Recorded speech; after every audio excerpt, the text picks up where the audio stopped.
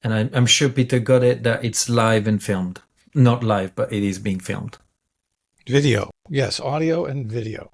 Hi, I'm Chuck Braverman. This is another episode of Westdoc Online. Today we have a terrific documentary feature called Superman, the Christopher Reeve Story.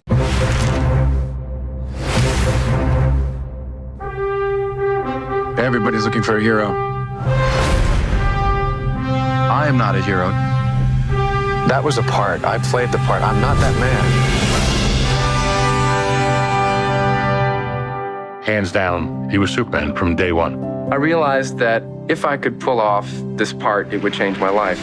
John Houseman said, Mr. Reeve, it is very important to become a serious classical actor. Unless, of course, they offer you a load of money to do something else. He convinced me when I first met him that he would fly. Doing things with my dad, it was all about activity and action. Riding bikes, playing soccer, skiing. My dad was very competitive, and he didn't necessarily slow down. We said goodbye, and he gave this wave. That was the last time I saw him on his feet. With the two directors who are speaking to us from the other side of the ocean. And we're going to get to that in just a second, but I want to remind you we're brought to you in part by Real Screen. Real Screen Summit is coming up in Miami in February 3rd through the 5th. If you're in the non-scripted reality documentary business, you should definitely be there. Go to our westdoc.net page, scroll down to the bottom, and there's a Real Screen icon there you can click on and get all the information. Today, we are discussing the making of Superman, the Christopher Reeve story, and we have the two directors, Ian Bonhôte and Peter Ettedgui. Hi, guys. How are you? Very well, thank you. I mean, I'm myself. Did I pronounce your names correctly, I hope? Peter? More or less. It's fine for me. Mine is fine. I always Ian ask Bonhôte. Bonhôte. Ian Bonhôte. I'll say it. Well, Peter Ettedgui. Ettedgui. It's tough to say. Sorry about that. Where are you speaking from? I'm in London right now. And I'm in Somerset in the west of England. So, I mean, I have to be honest with you guys. I wasn't really looking forward to seeing this film, not because I'm not a Superman fan, which I am, because I honestly, for some reason, I just had in my mind that this was going to be because, Warner Brothers and CNN and HBO were all involved. I thought, it's just going to be a commercial for the IP that they control. Shall we stop you from then? the get-go, I got to tell you. Shall we stop you? Please. It was never a CNN, HBO, Warner, DC film. It's a fully independent doc that we started 2 years ago. They came on to buy it like Netflix would have come on, Universal Pictures or anybody else. So we had made the film entirely and we brought it to Sundance and we got accepted in Sundance, which was, always amazing, especially in the non-fiction space. It's one of the great North American festival, maybe the greatest one. And that's where they saw it at 9 a.m. with everybody else for the first time. We didn't show it to anybody. We didn't show it to any distributors. So it's interesting because what you said is a few people that perceive it like this before us, and after they actually were interested in film and we went into the dealing and the contracting side, one of the thing we talked about is there would be no changes on the picture. So they didn't make a single change on the film. That's a pretty amazing, terrific piece of information. But that begs the question, what about all the clearances? That must have been incredibly intimidating to think that you were going to buy all those clips from Warner Brothers. How did that work? It was. I mean, Chuck, I think we didn't have any doubts about this project from the get-go. This is something we desperately wanted to make. But the one shadow that was hanging over us from day one when we started talking about it was Warner Brothers clearing and licensing the material that we knew we would need for the film. And we started trying to do that. Superman. Yeah, exactly. the Superman material. All that iconographical elements and stuff like this. Sorry, Peter, that was panicking me. Anyway. No. To clearing Superman, licensing Superman. We always thought that would be difficult. With the imagery, sorry, Peter. We talked about, do we use the S? Do we use the cape? We create visuals. So anything to do with Superman, I was paranoid. I'm one of the producers on the film, so I had a lot of sleepless night. Sorry, go ahead, Peter. But also, we were also really worried about licensing all the material that we knew we need from the actual films, and we had an archive team who were in touch with Warner's from day one. And when we heard that we were going to get into Sundance, we still hadn't fully licensed everything because we'd only just picture locked. And so there was a scramble because we knew we had to have everything licensed before it had its premiere at Sundance. So there was a huge last minute scramble to make sure we could use that material in the film. So when Warner saw it, had another company bought it, another studio or a platform or whatever, that it would have been fine because all the material at that point was cleared. Except for promotional use. Promotional use. We had one of the line, and that kept us awake as well, is that we could use the material. That's a pretty big deal. But not in the trailer. And as you know, these days, a trailer and teasing the film to audiences is very important. And how we would have managed to do that without any of the Superman clips in it, I don't know. Well, you guys were really standing on the edge of a cliff with no cape and no safety net, right? Yeah, correct. That's a shocking, amazing, terrific piece of information right there. Yeah. No. What's interesting is that Peter and I are independent filmmakers, and we've made 3 films before, and we've never made a commission, even if our second film, Rising Phoenix, was acquired by Netflix, and he bears the logo and original. He wasn't born at Netflix. So we actually, fully finance it with the producer. Mainly the producers raised the money separately. We were not producers on that one. But this one is again, and I think that's what we're so passionate about documentaries and actually going out there, finding interesting stories, interesting characters. And, and again, the Superman story, the film is great. And that's an iconographical piece of Western culture. But Chris and what he did as a man was one of the things that got us really hooked as well. Well, so the point that I was trying to make in the first place was I wasn't really looking forward to the film because I assumed it was a commissioned film and that Warner Brothers and, the PR people or whoever would have their hands all over it and say, you can't do this and you can't say that and you can't do this and that. And the film grabs you from the get-go. I can remember as a child watching the television version of Superman. I probably saw every single episode, Just to go back for a second, do you mean, so you negotiated all these clips and the rights without having a deal with Warner Brothers? That's right. That's exactly right. And in fact, there were, we had to be, and in a way it was a great discipline. We knew we couldn't use that much footage from the Superman films because it was costly, because it was challenging to license it. Yeah, exactly. Very, very, very pricey. And, in fact, there were a couple of things they asked us to remove. This is again before Sundance. A couple of music cues that they asked us to remove, which left us with, musical holes that our amazing composer Ilan Eshkeri had to fill at the very, very last minute, using materials that he'd already recorded. So it was tough. And then suddenly they came on board and, they couldn't have been, as Ian says, they didn't ask for a single cut. There were no, at the end of the day, they're lovely people. We worked with everybody from the Warner marketing team, HBO, CNN, Peter Safran and James Garnett at DC Studios. And it was wonderful because they were genuinely in love with the film. So that was great. They really believe in the legacy of what Chris had created, and the fact that my instinct as well that our project was made with the help of the family. The family granted us access to huge amount of archive, to obviously, for anyone who's seen the film, they granted us tremendously intimate and raw and revealing interviews where they leave all the emotions on to the audiences. Were you getting telephone calls before Sundance from people at Warner's saying, "Hey, why don't you show us what you're doing? Let us help you." No, that never happened.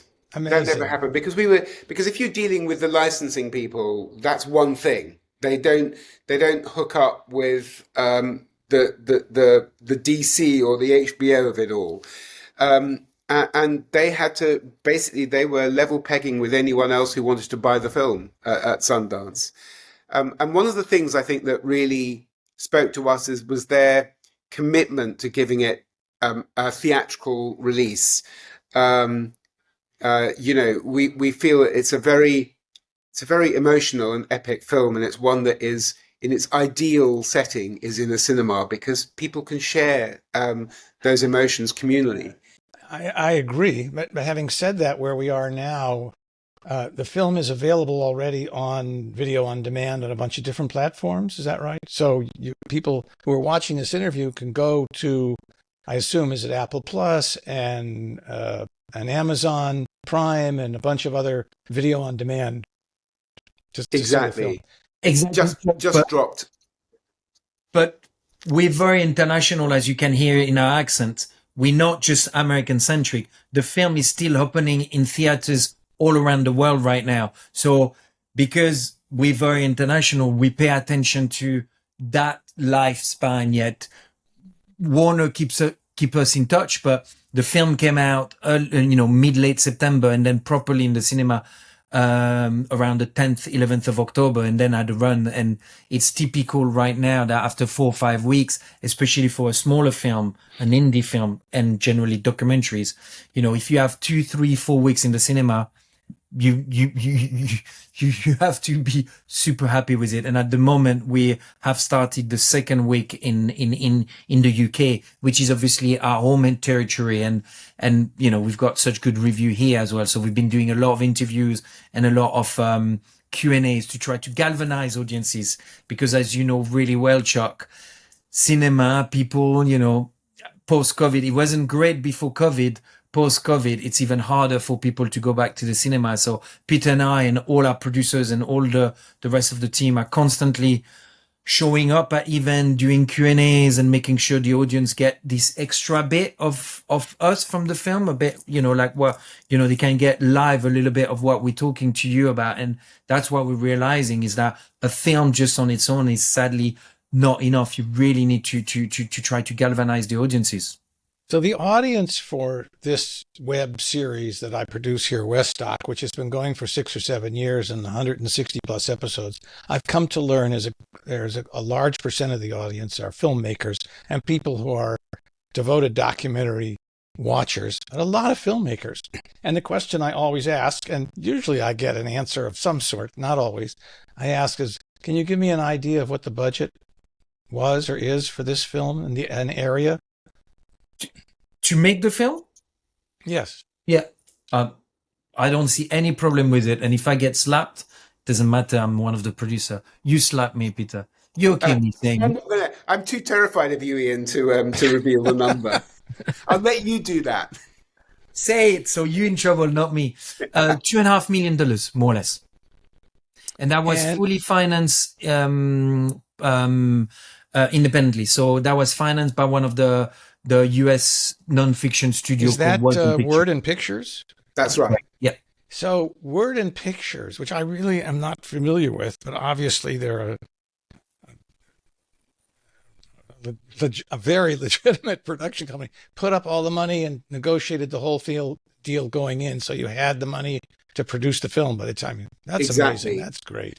I mean, let me tell you, Chuck, that we had pitched one way or another. We pitched the film to, I can't remember, I think 13 to 15 different potential investors, and there wasn't very much enthusiasm for it. I mean, apart from us, we had loads of passion for it, but I think some people felt it was a slightly old subject. Other people felt, well, there was the Michael J. Fox film last year, and can we do another 80s sort of icon? And apart from that, it's just been a very tough environment to raise money in these last few years. So, and it's a lot worse today than it was a year ago. Yeah. And so you're telling me that you basically went around town, quote unquote, and pitched everybody the film before you made it. You want to make this film, and rejected. And the international town. So we tried it a bit everywhere. US potential partners, UK potential partners, European partners, and it wasn't an easy sell. I mean, exactly everything Peter says is completely correct.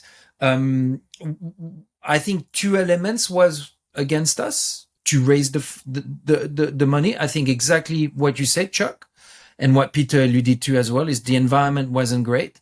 And again, we are in the documentary makers, producers, and filmmakers. It is a struggle at every level. I would even argue that the soft money or the grant money is actually still there, because that's the sort of money that is there, to make sure that worthwhile subject matter get the right treatment and get made.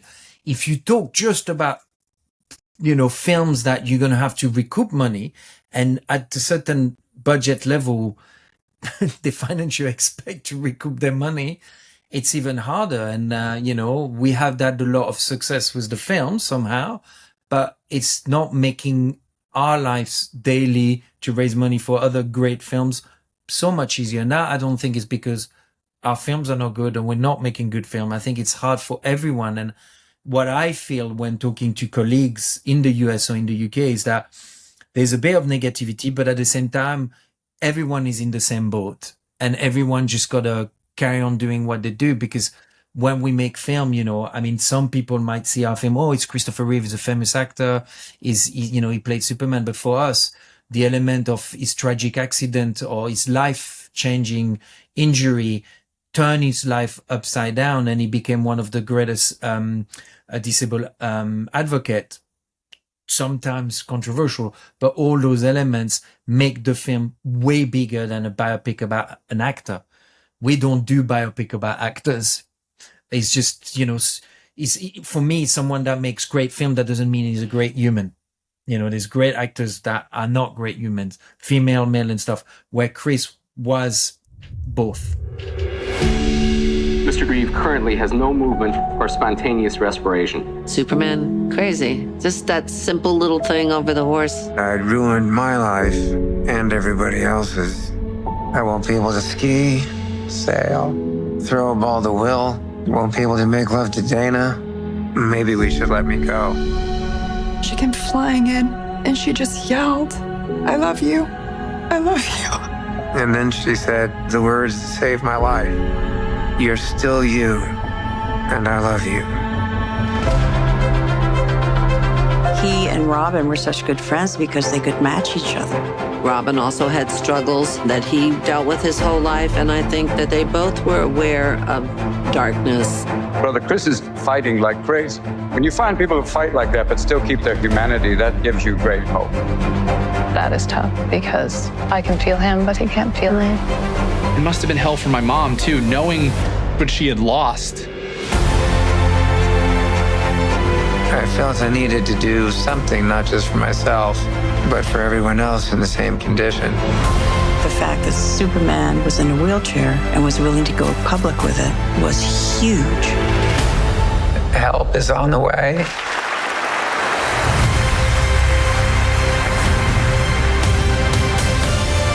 The Christopher and Dana Reeve Paralysis Act. People are literally walking because of him.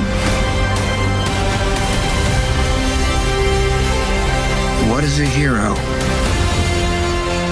My answer was that a hero is someone who commits a courageous action without considering the consequences. Now my definition is completely different. I think a hero is an ordinary individual who finds the strength to persevere and endure in spite of overwhelming obstacles. I wouldn't have missed this for the world. You approach making the film when you got the financing and decided you were going to go forward. And I guess, obviously, you went out and shot the interviews that you have in here, which are the 3 terrific, fabulous adult children now of Chris. And then you have a bunch of stars. You have Glenn Close, Whoopi Goldberg, Susan Sarandon, Jeff Daniels. Oh, Jeff Daniels, what a great interview.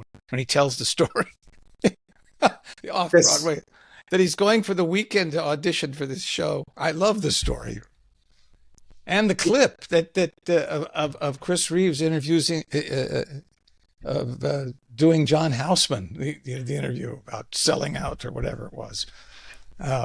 Just wonderful stuff. And of course, you didn't get to interview Robin Williams, who was his good friend, but you have a lot of great clips with Robin Williams in the film too. But how did you approach the making of the film? I mean, did you have a bunch of 3x5 cards up on a board somewhere, or did you write different outlines, or how did you make the film? Well, I mean, we start before we shoot any interviews. There's a process of several months where Ian and we sit next to each other in the office, but we send each other emails and texts. Have you seen this link? Have you seen that link? And there's a lot of just sort of like almost geeky enthusiasm about kind of what the film could be and how we could put it together and what's out there on YouTube and Zooms with the family members, with Will and Alexandra. So there's all of this sort of stuff going on, and obviously reading all the research as well, reading, for example, Christopher's memoirs. So, you just become totally absorbed in the subject. And alongside that, there's a process of how the hell are we going to wrangle all this material? Particularly as we knew we were going to get a whole load of personal archive from the family. And I think very early on, in fact, before we really got too into the weeds of making the film, we decided that we were going to have this sort of like parallel storytelling, which interweaves a kind of like 2 timelines, one that is after the accident and one that is before the accident, his life before the accident. And we just felt that would be a very satisfying way to make the film that would avoid all of the kind of pitfalls of conventional biopics, and then this happened, and then he made that film, and then this happened, and so on. And that's sort of like, it's not a very exciting way of shaping a story. So we knew that was going to be our structure. And once you have a sort of idea of how you're going to make it, that really does help you in terms of organizing the material, preparing the interviews, and figuring out as well, we treat our interviewees as almost like film characters. Well, they are film characters, but, we think, who are our leads? Who are our secondary characters? Who are the sort of like almost cameo appearances who will be there for 1 or 2 little beats? And so with all of that work happens in prep before we start shooting or editing a frame. And what was the post-production schedule, roughly, or length of time that you were actually cutting away? If I remember well, we started around February and sort of lock pictures. The proper lock picture was like mid-October. So a good 6 months of editing. There's maybe a bit of prep before from the assistant editor. Peter and I, we love having limitations. It's, there's a very strong schooling of doc in the non-fiction world where you will spend huge amount of time observing and searching the story and chasing the story in a way. And then the edit might be in different section and parts due to the nature, an event might happen in a year time. So you've got to put the camera down for a year and get on with other stuff and go and do it. With a biopic like Superman, the Christopher Reeve Story, the advantage is, as Peter explained, the story exists. He's born there. and he died there, and a lot of event happened. What Peter talked about is exactly our creative choice how to tell the story. But in a way, we like when we have the finance together, we never start a film without the finance in place.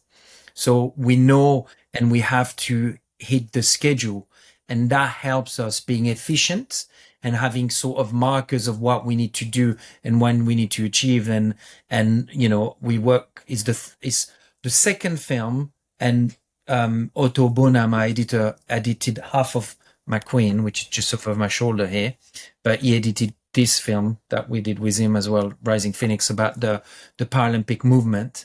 And we know each other very well now. So from the blueprint Peter talked about that we create, then we can start seeing where the archive might be going. It's a blueprint. It's never the final film.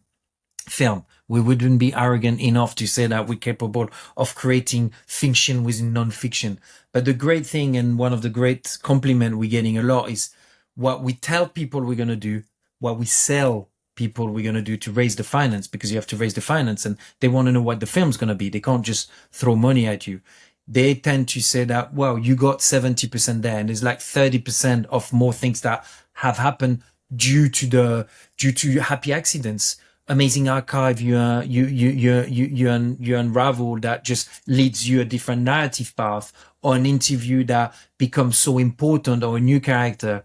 I think one of the things, I won't lie with Peter, one of the things we discover is the importance of Dana Reeve, Christopher Reeve, second partner, wife, and how much, you know, she took on the baton after his passing, and how immensely important and crucial she was after his accident. And, you know, she became everything for him and their child, Will, as well as recreating another home for his two children from a previous relationship. So that wasn't, suddenly you realize, oh my God, this film is not only about Christopher Reeve, it's about Christopher and Dana Reeve. And then you have to make sure that the Dana Reeve character is done justice, and how you thread her and you thread a story through the film, despite event that we shouldn't maybe reveal if people are going to go and watch the film.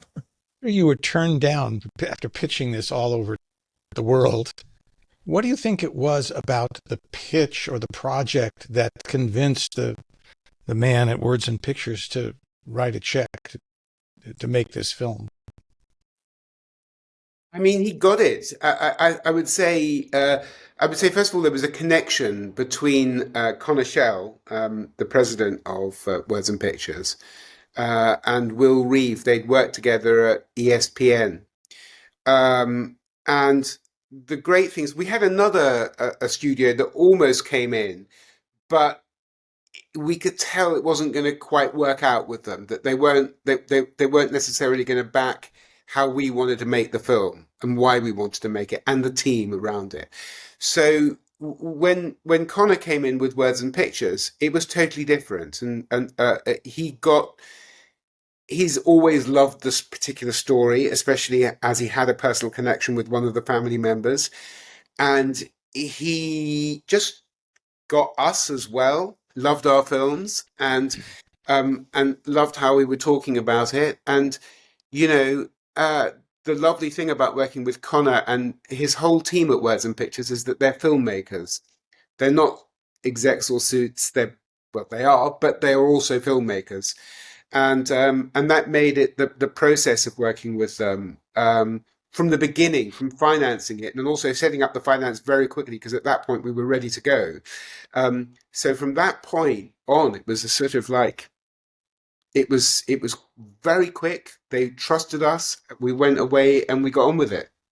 We might have to adapt the term suits. Sorry, guys. It's just, I see more and more execs wearing T-shirts and flip-flops and being, you know, long, wavy hair. And you see what I mean? Sorry to make a joke about it, but it's just by using the term suits, people, you know, you feel that the matrix is coming down and they're going to try to make us take the wrong pill over the right pill. I think it's very interesting. Films are really hard to be made. Money is really hard to be found. And audiences are extremely hard to be brought to watch your films. So challenges are at every level. And I think, you have sometimes you feel that you're being picked against people, but sometimes it's just like everyone is just trying to get the film financed, get the film made, and get the film watched. Of course, in hindsight, you have a couple of great things going for you. Superman. My gosh, everybody in the world knows about Superman. And Christopher Reeves was a superstar, because of Superman. And you have a couple of great themes or lines that come out of the movie. My favorite is I played the part, I'm not that man, which is, Christopher Reeves' line, which is just amazing. And that it's, both triumph and disaster, the charmed and the cursed, which makes me think, actually, I think, as I recall, having seen the film a couple of weeks ago, that you didn't mention the curse of Superman and the fact that the television Superman died, We didn't mention it. I mean, we knew about it. We knew what happened to George Reeve and so on. But I mean, honestly, I think that's just like superstition. It didn't really have a place in our story. I mean, you could say that poor Chris, when he had his accident, it was cursed, or you can say it was just a freak accident that happened and could have gone either way, as Will says in the film. A millimeter here, he would have just got up and walked away. A millimeter there, he would have absolutely been killed. So I don't think we wanted to make a play of that ever. It was never. But you did discuss it at some point and talk about, maybe. No, I think we didn't discuss it much. I think we took the lead from our lead character, which is Christopher Reeve. And Christopher Reeve is a very down-to-earth human being, very grounded. He never looked up to the sky. He might have sometime, but he's not someone who said, why me, why me? He allowed himself 5-10 minutes of self-pity a day, and then he would get on with it. And we are very versed into his condition, living on a vent, C1, C2, quadriplegic. So we know very well all of the things he would have had to go through the day to even get up and be ready, to go to bed, to get out of the house. All those elements show that there was plenty of occasion where he could just have, let it go and given up and all the rest of it. But as soon as he decided post-accident, there's this really strong moment in the film where Dana walks in and he says, maybe you should let me go. And she says, it's your decision, but, no, the children are here. I love you and you are still you. And as soon as he realized that leaving was not only for him, was for the people around him, they needed him. Even just if he was just able to talk, a child needs their father. And he had 3 children. His wife loved him and she was accepting the fact that life would be different, but it is still him. It's still the same person. It's still the same laugh. It's still the same smile. Yes, they won't be going horse riding and going all these crazy activities, as Matthew calls it, but they just reconnected. And that's one of the things we wanted to show in the film, is that as a man, he became a better man. Is it because of the accident? Maybe not, but he learned things throughout his life as a human being. And whatever happened through him in his life got him to be a better man. When you got the family archives, which were obviously shot on either VHS or beta or some sort of, home video, how did you, not getting too geeky into the woods, but I'd like to kind of ask these questions because filmmakers want to know, how did you deal with that to try and make the quality as good as you possibly could? Was there any special handling of the material? And what was the material? Was it VHS, or beta?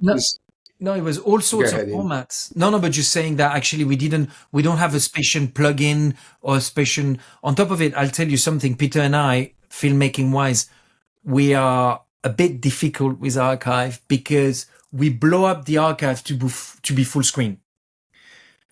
And that's a personal creative decision. Loads of filmmakers might keep it within the format. If you're 4:3 format and you've got bars to be able to experience the archive fully. You know, if you get some 16mm or Super 8, the format will be different. And our format of our film is a 210 format. So it's not the 185, it's not anamorphic, it's not too crazy, but it's slightly in between. So most of the archive footage was, he had like you're right, he had probably a Hi-8 or VHS camcorder, which he acquired after leaving England, because he was first living with his children in England, and he filmed loads of his life to be able to send videos to his kid. And then Matthew Reeves shot 2 films about his father after the accident around late 90s, early 2000. And there he used Betacam camera, and he probably used some of his dad camera. So there was so many formats. But what we do to almost be democratic, and as well to prevent our audiences to be constantly, you know, jumping in and out from the beautifully shot interviews, which we shot on 2 cameras, you know, Alexa type cameras, and then the archive and the photograph. We just blow everything to fill the screen. So a lot of our really old school 80s footage has to be enlarged. And Peter and I are happy to lose some of the quality, because if it's the right footage and the right emotion, audiences are used to watch loads of things. You know, how much spend we watch our phones, or, you know, generation watching things on TikTok, filming on your phones or whatever. So I think there's less of a need for films to be all the time at the best quality. What unite us as film is great story and huge emotional journeys. Well, what I realized I didn't get a chance to finish saying was, even though I wasn't looking forward to seeing the film because I thought it was going to be like a sponsored product, from the get-go, the film is emotional, a grabber, and a winner. And I think you guys have done a terrific job, and I expect to be hearing a lot more about the film in the coming awards season months. And I want to say thank you so much for being guests on Westdoc. Thank you so much for having us.